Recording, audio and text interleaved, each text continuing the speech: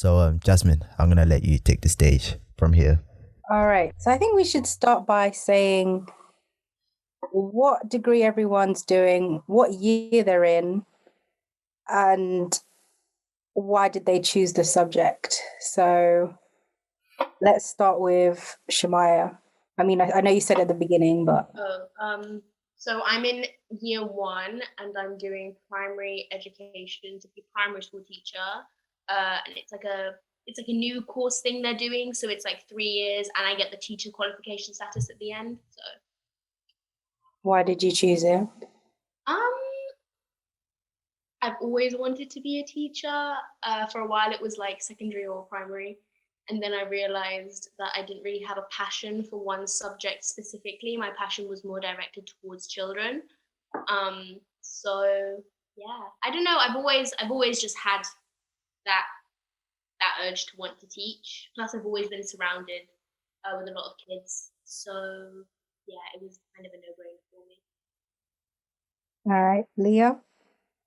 Yeah, I'm studying biomed. It's really boring at the beginning. What year are you in? I'm in my first year at the moment as well. Yeah, I'm sort of aiming to go into microbiology at the moment because I'm more interested in that. But part of my degree, I've got placements as well inside of hospitals to go and do all of that. But at the same time, I'm working in a pharmacy, so I'm kind of already geared to that sort of environment. Can I ask you speak louder? Or lean in. Sorry, I'll lean in forward. Okay. So yeah, I'm doing biomed because I want to go into microbiology, and then from then on, eventually, I think when I start progressing in life and stuff like that, I will then hopefully aim to go towards the teaching side, but not secondary school and primary school. I'd rather be a professor and do like my masters and things like that in the end as well. That's what I'm aiming for anyway. All right, cool. Nolan? I'm in my second year. I'm doing mechanical engineering in Southampton. And I chose the course because I wanted to go into some sort of engineering, and then more towards like my sixth form years is when I chose. I'm doing mechanical and automatic. It's like a sandwich course. So when I realized I'd rather have engineering linked to cars, then that's why I chose that. Okay. And Timmy? I studied at University of Leicester. I graduated in summer of 2020 and I did accounting and finance. And just to put it out there, my first class babe. Wow. You want to flex on us this evening, yeah? I had to. I'm sorry. No, yes, flex. What? 3 years of hard work, you deserve that. So why accounting and finance? Oh yeah, sorry.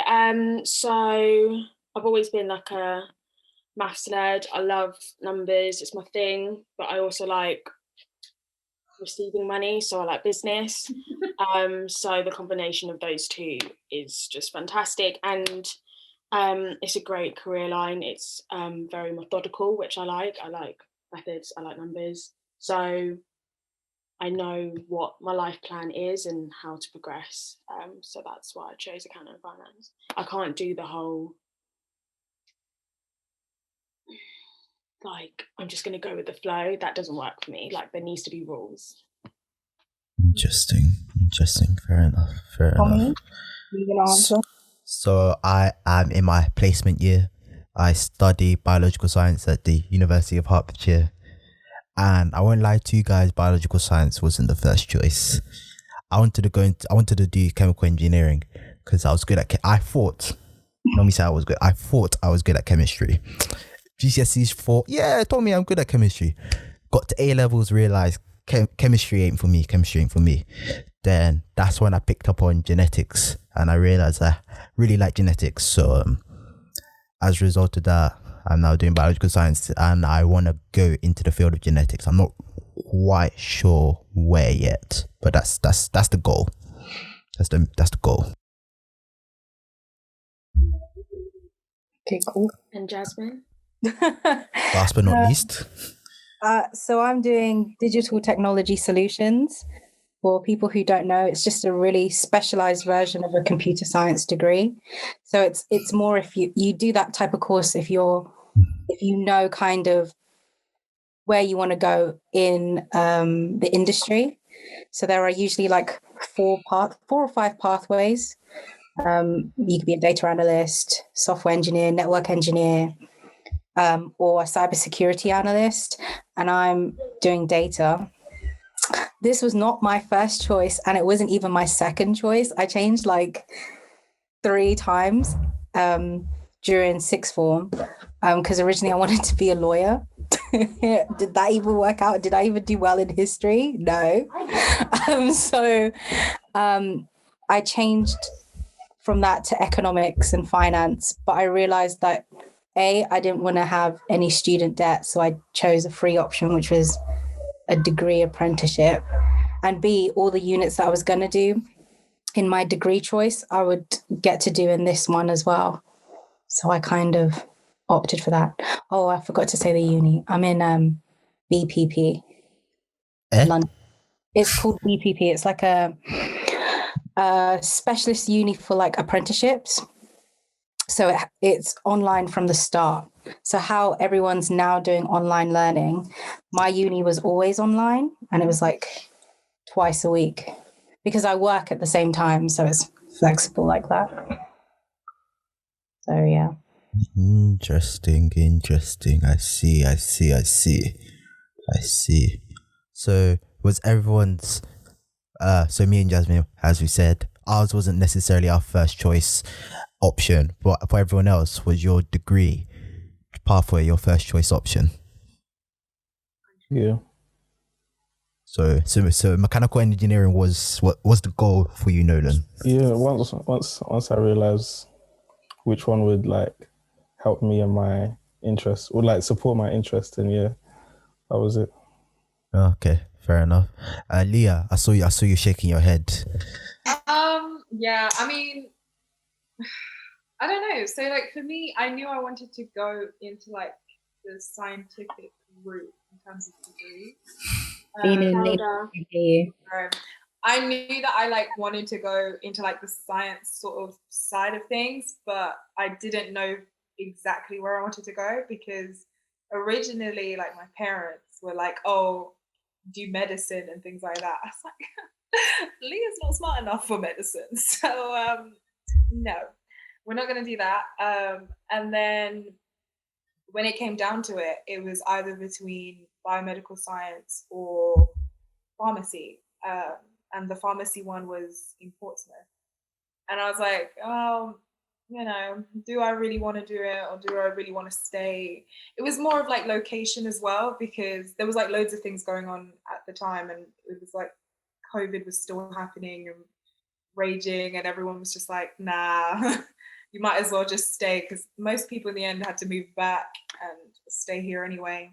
Plus, whenever I say on like my CV, University of London, everyone thinks I'm really smart and I'm really not. So it kind of works out like that as well. So I, in the end, decided to pick biomedical science because there are loads of other qualifications that you could get by just working at the pharmacy. You get what I'm saying? So at the end of the day, it wasn't a big problem. I was just like, oh, I'll pick biomedical science. Yeah. Yeah, that's interesting actually, because both you and Shemaya started your university experience during lockdown and Timmy graduated during lockdown. So like, we're going to explore that a bit. So how was it joining university during COVID? And did you have to go in at all? Or was it completely online? Or did your university have any form of structure, you know, or were they prepared for it? Well, teachers are key workers. And I didn't realize, but even training teachers are key workers. So it was like the expected that we still went in for face-to-face lessons during COVID. The only thing that was cancelled was our placement, and we have placement every 6 weeks. So that was cancelled because obviously there are no kids in school to teach. But in terms of like face-to-face seminars, we had to be in for them because they were that important for us, apparently. Our university, though, they did not know what they were doing. They had no idea. The communication was poor. I mean, they had like 8 different classes of us, and they were telling one group that we were meant to be in, another group that we weren't. It was they had no idea what was going on, which is fair because it is a global pandemic and this stuff only happens like once every 100 years. Yeah. So it was a bit of a mess, but I think that it's been a year now. Everyone's starting to catch on. You know, we're all kind of just getting used to it. Mine was absolute trash. I mean, it was rubbish. I mean, when we first arrived, they expected us to turn up for like lab work, which is understandable because you can't exactly just write that down. You have to actually go in and do it and stuff like that. Because part of biomedical science, there's this whole section and separate qualification for your lab work. So if you don't do that, then you're not like qualified as a biomedical scientist or something like that. So anyway, they forced us to come in until the government said, what are you still doing hosting lab sessions? It's against the law. So then they started cancelling it. Other than that, it was really hectic because they were just like, oh, these are all of your courses. Make sure that you're enrolled on them. Please select your classes and stuff like that. But we didn't know who we're joining, who's our professors. It was really hectic for no reason. There was no organization whatsoever. They didn't know what they were doing at all. And everybody was winging it because they would just pass the blame on to everybody else. Like, oh, this professor knows what's going on. Oh, it's to do with admin. Oh, it's to do with someone else. And you're just like, where do I go? But yeah, it was really rubbish. Even now, communication with your professors is really annoying. Like the ones that you directly have a lecture with or a seminar with, that's fine. Like they will respond to you and stuff like that. But even then, they're all blaming COVID and saying, oh, we've got so many other applicants and we've got so many other students that we have to attend to. You're not that important to us. Which is just like, okay, fine. I'm paying $9,000 for you to tell me I'm not that important. Great. But yeah, I mean, we're sort of in this pattern now of where we log on, we do our lecture, we write our essays, we do our assignments, hand it in. It's not handed in, that's your problem, and stuff like that. And that's about it. It's really just ruined the whole experience of uni. I just wanted to go in and see everyone and have that sort of interaction with everyone, but we can't do that. It's just annoying. Yeah. And Timmy, how was it graduating during lockdown and doing your final year, final dissertation and everything? So when I first joined uni, I stayed at campus. But after like 6 months, I decided Leicester was not for me. So I literally just ran away back home and I would commute whenever I had a lecture. Because my course is quite chilled in comparison to others. So I'd only be in uni for about 10 hours a week. And because I had the uni wrapped around my finger, I would decide which seminar I was going to go on what day. So I ended up only going to uni like 2 or 3 times a week. And if they were the type of lecturer that recorded it, I wasn't going to attend. So when COVID happened, my life didn't really change that much. I saved on a bit of petrol, but it suited me a lot because I would have preferred to be at home anyways. So when it happened, the only major concern was my dissertation. The data that I needed was only accessible on 2 computers in the library on campus. You can't, at the time, the software was very restricted because they had to pay for that system. So when COVID finished, I was like, where am I supposed to get that data from? So that was like a bit panicky, and like my lecturers were like, oh, you need a lot of backups, like what's your backup idea? I was like, I've got rid of the backup idea because I've already started the dissertation, so I don't know what you're talking about. And then there were certain lecturers who wouldn't reply to emails because they weren't getting paid, and there was no furlough scheme at the beginning. So they were like, I'm not working because no one's paying me. So that was a bit stressful as a final year student, like, hello, I have a degree I want to obtain. But eventually, like, once things calmed down, once furlough existed, once there was clear rules by the government that like uni is just, it's not opening, once we knew how they were going to grade us, it was kind of just smooth sailing for me from there. I quite enjoyed the fact that I got to do it from home. I didn't care about the other students in my uni because I didn't talk to them anyways. So yeah, it was fine for me. How was not having a graduation? That's a little bit painful. It's like the way I view my graduation was like my pre-wedding. It was going to be a day about me, like solely me, you know, my achievement. Man said pre-wedding, you know. I'm a Nigerian girl, and you know, university is like a big deal. Like, they're like, yes. And then when I got a first, I was like, yes, the party's going to be huge. All my family and friends, everyone's going to give me lots of money.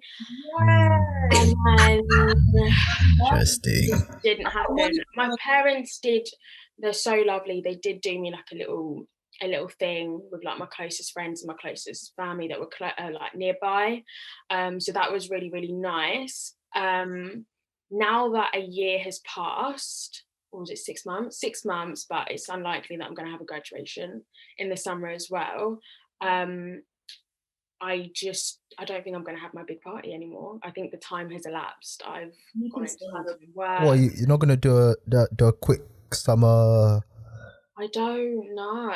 I don't know how I feel about it anymore. We'll have a big party. Eli's excuse to have a party, you know. Any excuse, you know, when the 21st walks Yeah, up. you just go through have a party for the sake of having a party. Honestly, Yeah, so I might do that. I might have a party for the sake of having a party. I just don't know if I'd title it as my graduation, just because I feel like everyone's got over it. When it happened, everyone was so gassed for me. Everyone was so happy for me. I got so many phone calls. But it's the first, though. I'm the first person in my family to get first. So, but yeah, it was. I don't know how I feel about it anymore. And because I didn't have like, this makes me sound like a loner, and I'm not, because I didn't have any friends at uni. There isn't that whole like, oh yeah, I just want to be with my uni friends and all of us take our pictures and throw it up in the air. My pictures are going to be by myself. So I don't know if I'm feeling it anymore. Did you have a Zoom graduation then? So not yet. So I opted. When the pandemic happened, they asked us to opt for January or next year June, so this year June, and I opted for June because I thought the pandemic would definitely be done by then. So I don't know. I don't know if I'm having a Zoom one. I don't know if I'm having an in-person one. I have no idea. Yeah, that must be sad to see. You know, all the 4 years of hard work, just to realize you ain't gonna get a proper graduation. My certificate came through the post, like the way they collect my taxes, like, it's sad. I don't even have it in a frame. It's still in the envelope that they gave it to me, and I just put it in filing. That's really sad. That is actually tragic. That breaks my heart. That is tragic. Nah, you need to frame that still. Yeah. I was never going to frame it, I don't think. I was never like that hyped about the whole uni thing anyways. I just really wanted my degree, and that was it. Like, all the other bits were extras that were kind of just in my way. Because it's the uni life. Fair enough. Extras that were in my way. And Nolan, how was lockdown? How was online classes during the first lockdown? Or did you have online classes? They tried to switch to online classes, but nobody knew what they were doing. So the thing is, the lecturers normally record the lectures anyways. So they pretty much just gave us the lectures recorded from the year before, and we just had to learn based off those old recordings, even though Hold up. before. They didn't give you fresh recording. Even though they updated the course, they gave us the recordings from the year before because they didn't have anything to give us. You're paying $9,000 for So they gave us from last year. Not even So they this gave year, us- you know. And the Yeah. course is updated, so they expect Yeah. you to memorize and magically get a degree. That's what they're asking you. Exactly. So they gave us the old recordings and then like the slideshow presentations that they have already, and that's pretty much all we got. Wow, that's rude. But then obviously like this year now, like from September, they like got new recordings, but before that they had nothing. And what about like lab work and stuff? How was that done virtually? I think I had like 3 labs from September to December, and after that they just cancelled every other lab. And like we're supposed to have like a big group work project. Last year we were able to do it because it was like from February, and then they just like cut off early, but we still managed to do something. And then this year, like the same time, we were supposed to start. We started in February, but we can't do anything about it. Like the whole thing has been like set, like thinking that we'll be back, and then we just have all this and we can't even finish the project. So I don't know what they're gonna do with that, but yeah, it's long. We just have the recordings now, the new ones. So you don't have any like what's it called, live lectures? The live lectures are there, but it's not as many. It's just tutorial lessons where they'll just like answer questions and give you like worksheets and then answer those questions. But yeah, That's mad disrespectful for $9,000. I'm telling you. I actually understand why people are asking for their money back because Yeah, a lot of people ask for their money back in my course, and like they had like a Zoom, no, not Zoom, what's that thing? I don't know if you guys use Blackboard, but they had like a Blackboard session, yeah, to discuss like what everyone submitted into that thing, like a forum thing. And like other people talking about like their mental health and stuff like that, talking about, oh, like you're giving us this and it's not enough, or like stuff like that. And then when they brought up the topic about wanting their money back, the woman was like, she's not getting paid enough to try and sort that out. So she just completely ignored that question, and everyone was like, everyone was triggered. Like, title, man. yeah, People it's like just. that do not deserve their job title. But No, yeah, but a lot of my professors were just like, oh, we're not even going to be doing the lecture for this place. A lot of them were like, oh, we're going to do our lectures in America or China because they'll pay me more money. And I was like, so you're not actually going to do my lecture, you're going to do someone else's. And they're like, yeah, because you're not paying me enough. I was like, my $9,000 is not enough. I think it's difficult because the government aren't backing us. So I signed a petition to the government about the tuition fees. And they basically said if your course is still open, then you're still going to get charged. However, the way I see it from like a business standpoint is that we're paying fees for a certain contract, a certain level of education, a certain service, and we're not getting that. Yeah. So what is that money going towards?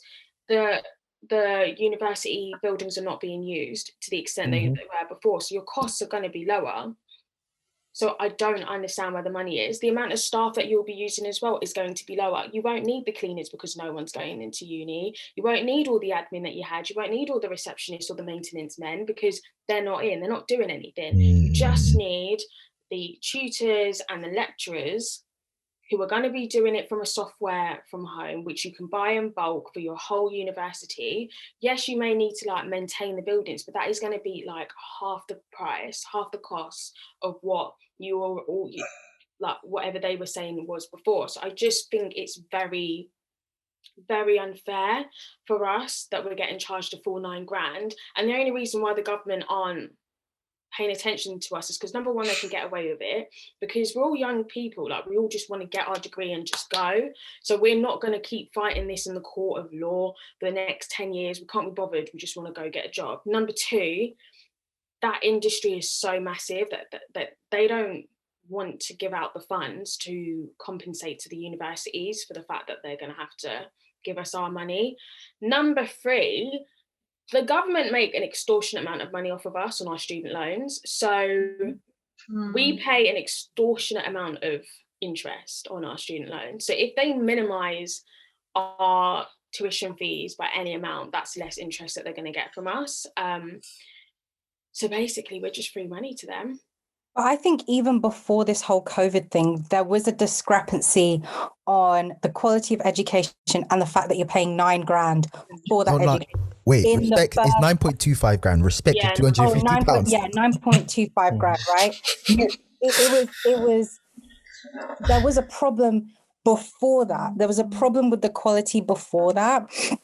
And, you know, COVID has just highlighted the inefficiency, the archaic systems that universities use, right? And it's just highlighted the holes in the education system that we have currently. I paid £9,000 for the head of year, the lady who doesn't teach, who just does administrative work, to send me an email saying, I've got too many emails, stop emailing me. I had a professor say that to me as well.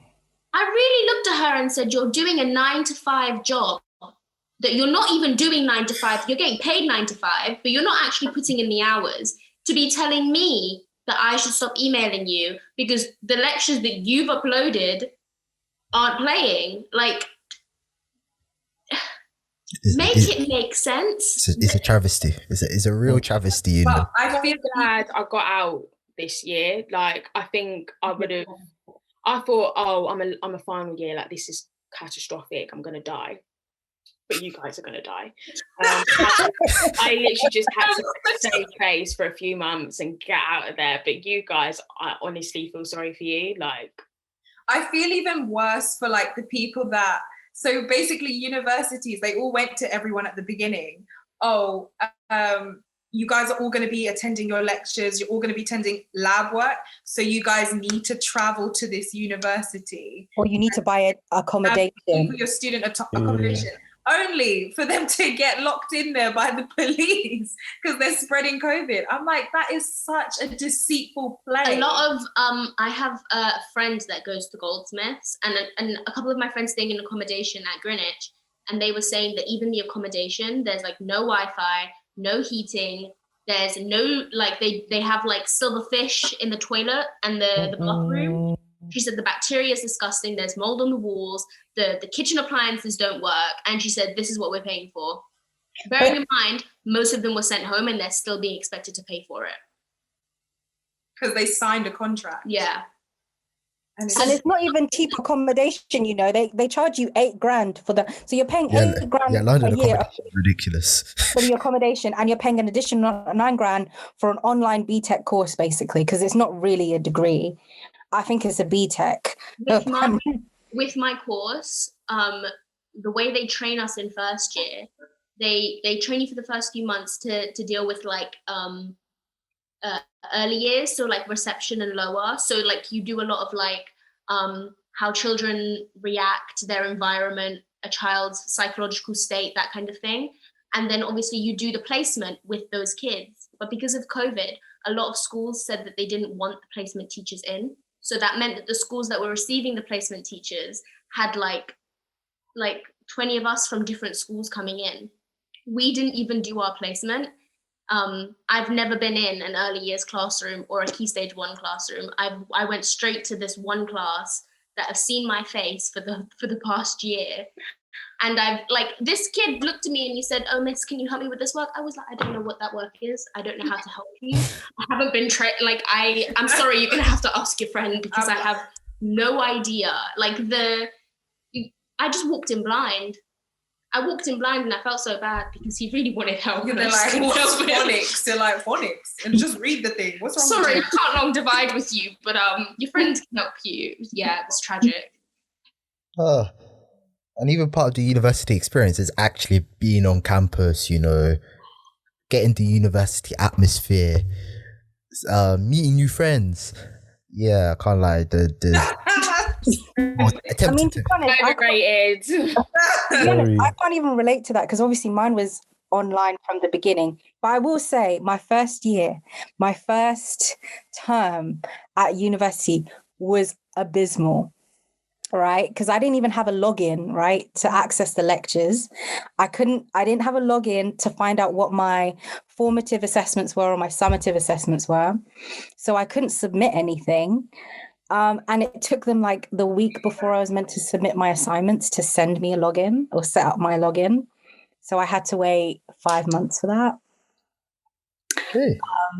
So it was a bit peak, for me. Like my experience, I've never been with like, I've never had to come on campus or anything like that. But obviously, like I'm doing like an apprenticeship. So I mean, I was working and I would, I guess, talk to the other apprentices. But I think at this point, I don't even talk to them either. So Wow, man. With my course, there's a lot of group work. There's a lot of like group presentations. So making friends was just something you have to do. Like teaching, it's not a very competitive field. There's a need for teachers right now.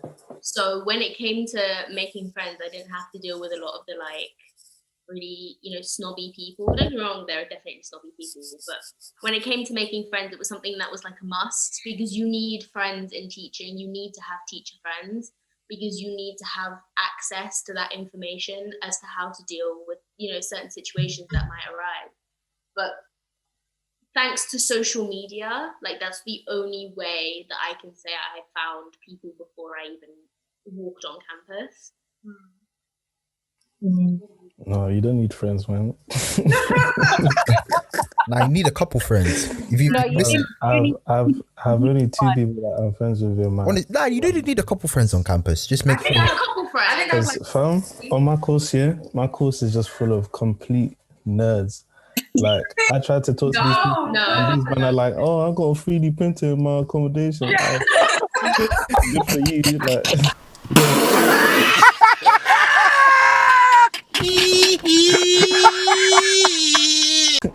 I don't know what you want to do with that.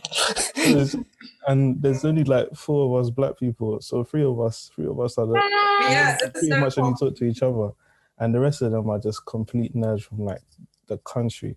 What, the countryside? Countryside, man. These men are from like Somerset and stuff like that. Like, mine are mostly from Kent. They're just looking at me like. I tried talking to them. But it's just so dry. I'm the only black person in my cohort, but there are other black people on the apprenticeship scheme. But like I think in total we make up like 5 or 6 of us. Wow. So I had nothing in common. First of all, they're all from like up north, Midlands, and like up north, right? Some are from like Halifax. Do you even know where that is? Halifax, it's the bank, but Yeah, you even know where that is, right? So, like I had nothing in common because at that point I'd just come fresh out of South London. What are we going to talk about? And then them mans wear white Air Forces anyway. So I was like, what are you wearing? Why are you wearing that to work? Like it was a very big culture shock moving up moving up to MK just for the apprenticeship. We had nothing in common. When I would say something, they'd look at me like I'm the one that's weird. So I was just like, oh, I found like 3 people who were originally from Southeast. Yeah. And guess what color they were? Like, that was like, I didn't really have, I have like. You people are starving on your courses. Yeah, that brother's starving. I'm telling you, man. Mine was actually like. You're in Leicester. That's full of black people. More black people. Yeah, because DMU is next door. So like, wait, hold up, guys, relax, okay. Yeah, my course was full of black people. Honestly. However, they were so rude, so stush, so unfriendly, right? So a lot of them came from London, so they already had like something in common. A lot of them actually grew up together in London and decided to go to the same uni, so they already had like their little cliques. And then I just didn't fit in. The girls, a lot of them didn't like me. There were like 3 that liked me, but my course was like 250 kids, so a lot of them just didn't want anything to do with me. And the reason was because I had one close mate in my course, and it's because he came from my secondary school. we was in the same class from year 7 to 11. We went to the same sixth in the Yes. same classes. So he was like my home away from home. So when I walked into that first lecture with a white man next to me, they went,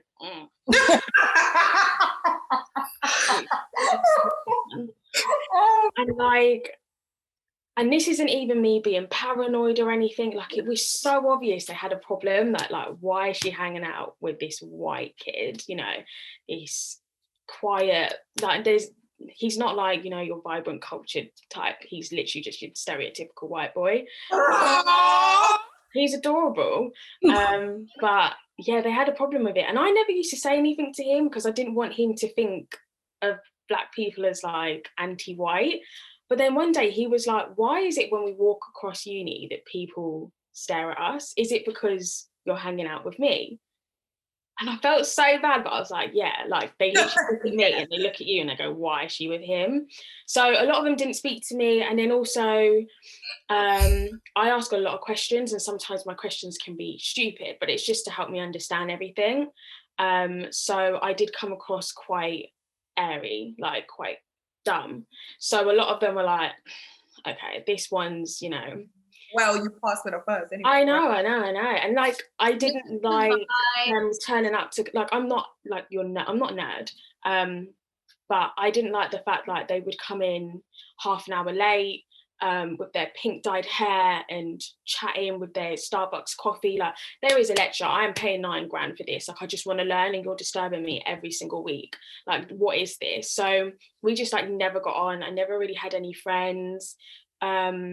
First and second year, obviously had the white guy, and some other Black guy, but he wasn't serious. So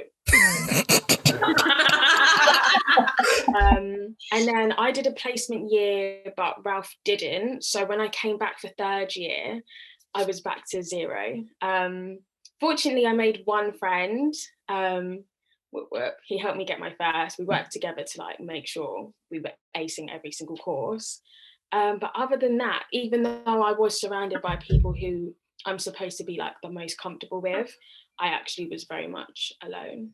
But I think it's because you're from MK though, and MK people are a bit different. Yeah, but I think that's sad. No, I think I get it's it. sad that because I'm 45-minute drive away from you guys, that means, oh, she's not good enough. Or like, why was there such a divide when we're all one? Like, I just don't get it. Like, the people that I'm supposed to get on with the most, I can't. The white people, obviously I'm Black, so they're just like not interested. Asians, they had their own little world in Leicester. Yeah, so, I mean, Leicester's a brown. I'm not Asian. Yeah, you know, Leicester is a brown community. Like, a lot of brown people live there, and Birmingham and Bradford, those type of ends, and they tend to like stick within. Even if you see a bunch of brown people, they're all gonna be from the same place. They're not gonna be like one's from India, one's from that doesn't really happen. It's like they're all a group from Pakistan, a group from India, a group from Bangladesh. They don't like to intermix anyway, so it's a bit. I have to say though, within my course, there is like, you're either Black or you're white. I walked into the room and I was like, I don't know where I fit because I'm not Black or white. Like,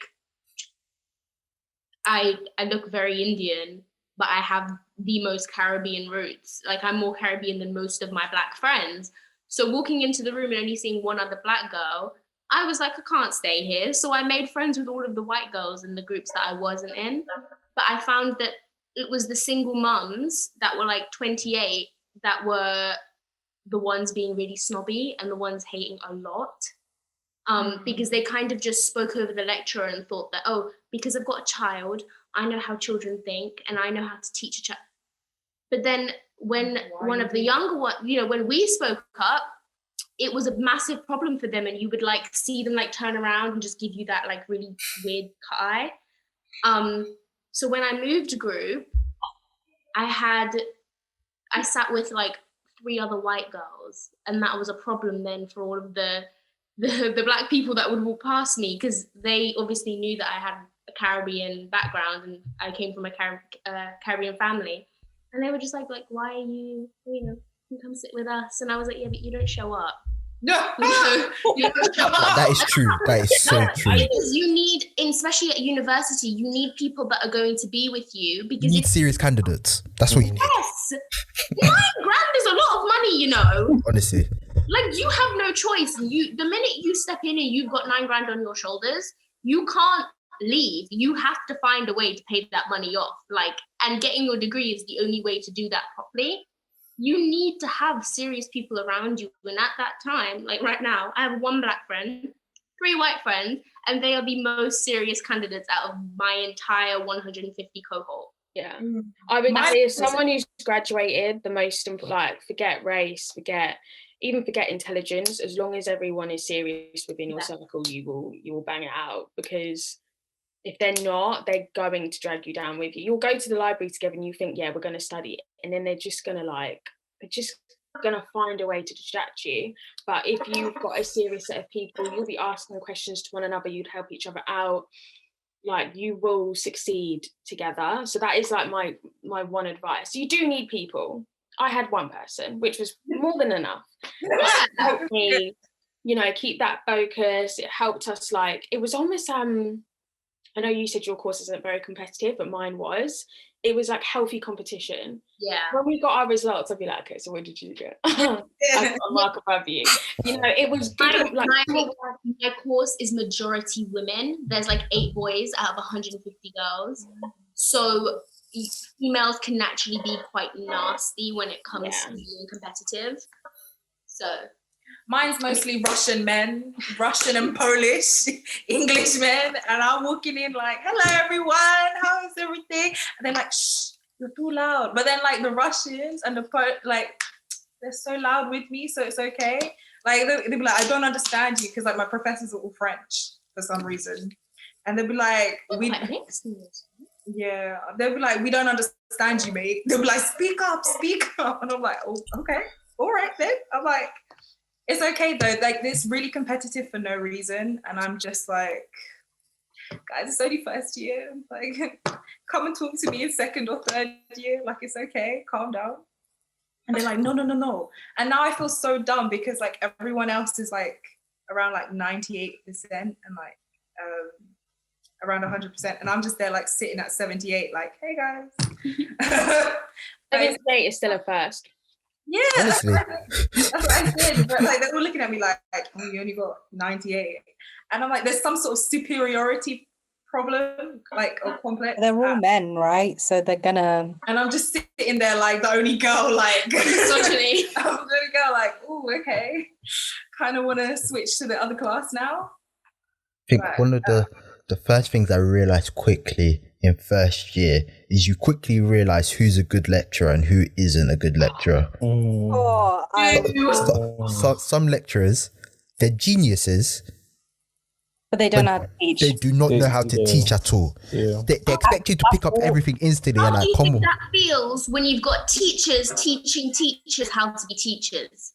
We have this lecture on how to protect and how to use our voices, because it was like something like teachers are like the 3rd most career to lose their voices.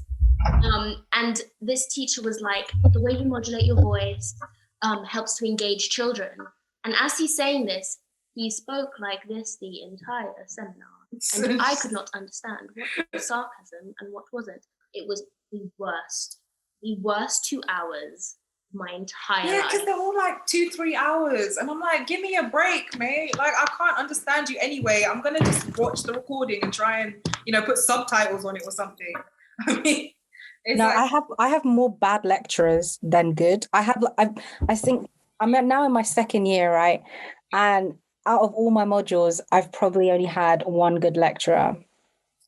And that's not good enough. Like, I need to pass. How am I meant to pass if you don't teach anything? Then they put something in the end assessment, yeah? And they're like, they ask you a question. And you're like, you didn't teach that, because I've gone through all your pre-recordings and I don't remember you saying anything about this. So please explain to me why you put this question in. Like... But they don't make the questions. They just... No, in mine, they do. Oh yeah, and same with mine. And same with mine, they make all the questions. I had one he's an intelligent man, don't get me wrong. He worked for like the best accountancy firm in the world and was there for a good 40 years before being a lecturer, but he had no attention to detail. So when I was going to his lecture or when I was doing his assignments, I knew there was going to be a mistake somewhere.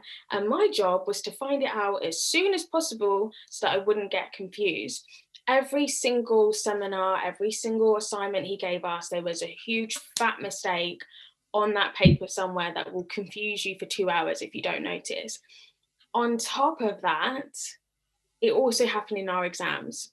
I don't know what proofreading they used to do because I know they have to submit it and then it has to get approved. But clearly someone's not reading what he's putting in. I had him for 2 years running. I had him for second year and I had him for first year and I had him for third year. First year, I just thought, oh, okay, it's like a one-off mistake. You know, there was too many zeros or like he put the wrong number. He confused last year's question with this year's question. Cool. But when it came to third year and after all the seminars I did and I was like, this guy is just stupid. The first thing I did in my exam, I wasted 10 minutes looking for mistakes and I found 2 and they had to stop our exam and like tell us to edit the question all at the same time and then turn the time on again. Like imagine you're in final year, you're trying to get a good 90% on your exam and there's 2 major mistakes. And if no one called it out, if I didn't call it out, we would have been sitting there absolutely clueless. Absolutely clueless. I was fuming at him. I literally looked at him and he was like, I'm so sorry, Tina, I'm so sorry. And I was like, don't look at me because I emailed you and I said there better be no mistakes in my exam. And there was 2 in my final year, but I still bagged it. So. Not even 1, 2 mistakes. Yeah, he was, because they make it all themselves, like, and some of them are clueless. Like, they're clearly intelligent people, but no disrespect. Shouldn't be lecturers. They had to reissue, they had to rewrite. I've had, in my first year, all my assignments had to be rewritten, like as in they had to give us an extra month to do it and they had to rewrite the whole brief because it was just a hot mess. I don't know how they created it, but it was a hot mess and there were so many mistakes. It didn't make sense. You could tell they were copying and pasting from somewhere because it was not coherent. It didn't make no sense. The math wasn't mathing. The math was not mathing. It was not doing anything. I was just like, so you're paid to do what exactly? But yeah, it was awful for me. I had some exams in January and like every 5 minutes they were emailing us like, oh, question 2 is wrong. You need to change this now. Oh, question 3 part 2 is this. Like every 5 minutes, I think there were like 4 mistakes in the exam and they just had to keep emailing. I thought they were just gonna end up giving us a whole new time to do the exam or a whole new exam, but they just left it as it is. You think these are some of the smartest people on the planet, but they have absolutely no attention to detail. They have no social skills as well. So you'll be in a lecture and they'll just be talking to you as if you're meant to understand this straight away. And it's just like, and they'll pause at like the most awkwardest moments and then I'm like, am I supposed to follow where you're going with this? What? And what about your really intelligent ones that were great lecturers? Didn't you find them inspiring? Not inspiring, but you're just like, oh my God. You want to be in the lecture room. So smart. I want to listen. I want to listen. So I won't fall asleep. I've only had one so far. Some of my courses are like so complicated in terms of maths, so many equations. And the way one of my lecturers, he was this Italian guy, he was so small, but he was like small and hench, and like he had this feisty character. But he knew all these equations off the top of his head. And if you asked him a question, he knew exactly what you're talking about and he could explain it to you. You'll be like, all right, let's go back. You know, and I absolutely loved, these are the ones I used to attend, you know. It was just worth being there. Like if I was stuck, I don't need to figure out myself. I can just ask him. He knew everything of his course from top to bottom. There was no gaps. He wasn't reading off a book or a piece of paper. He knew it. All his notes were already, I used to love his notes. Oh, they were beautiful. numbers and letters everywhere, but like so neatly, and I'd literally write my notes exactly like his, like color coordination as well. Oh, love that. Yeah, I am not a nerd, but I am. It was so good. Just say you're a nerd, man. It's okay. It's okay. Wow. Embrace it. He's too pretty to be a nerd. I'm not a nerd. I'm just a Pretty and be a nerd. It's beauty and brains, guys. One of a kind. Yeah, my lecturers have chicken scratch for handwriting. They can never do anything coordinated. They're scientists, so they don't need to. And if you don't follow it, they're like, well, that's your problem, isn't it? You're like, what? You do not understand what I'm saying? And I'm like, I'm so sorry, sir. I'm like, Mr. Fabrice. And every time I call them sir, they'll be like, don't call me sir. I'm not old. And I'm like, I couldn't get over that. I'd be like, Miss, sir, because that's exactly what I've done my whole life. I'm going to start calling you Michael or Sam. That's not happening. Like, who are you? I'm like, not happening. Another thing that threw me off my lectures is that they would start swearing at you out of nowhere, and I was like, oh, I'm a child, like, why are you swearing at me? And then because I would ask a question, and obviously if they thought it was a dumb question, they would cuss you out, and I would just be sitting there like, listen, I'm not a software engineer, please explain to me this diagram because I don't know what you're saying, like I don't understand what comes first, the router or the firewall, please explain. And they would just cuss me out, and I'd be like, I didn't do anything wrong, I may be a bit slow, but please, That's the one thing that threw me off in my first year, them cussing me out, swearing at me. They but you're teaching to train children. Yeah, but they would be like the teacher that I really love, the lecturer that I love. She's so lovely. The way she talks, like the moment you walk into her classroom, she'll say, I'm going to talk to you like you're a bit of an idiot. Because when you're teaching children, you are building on what they already know. So sometimes that means dumbing things down. So she will come in and she will go really high and she'll be like, hello, everyone. Today we're going to be learning about our phonics. What do you remember about? It's the massive personality and character switch that like you have to, being teachers, you have to step into this new character or whatever, like however they say it. The way she does it though is so like you don't even see the transition happening. She just goes from really like hi to hello. It is so beautiful, and I want to just embody everything that she does. But don't you think it's a bit condescending though? I'm not gonna lie, because if someone said that to me, I'll be like, hold up. That's part of what she's teaching, Maya. Maya's going to be a primary school teacher. She needs to know how to talk to children. The best way to learn is to learn from the person who's teaching you. So she has, that is amazing. I will still feel a type of way. I'm not going to, no, I understand it. That's why you're not doing the degree that Maya. Word, listen, I can never be a teacher. I'll start scrapping kids. If I'll slap them back, you know what I mean? That was my defining factor, because I was going to do secondary school, and then I realized that the amount of attitude that I have, I could not deal with if I was a teacher. So I just thought kids.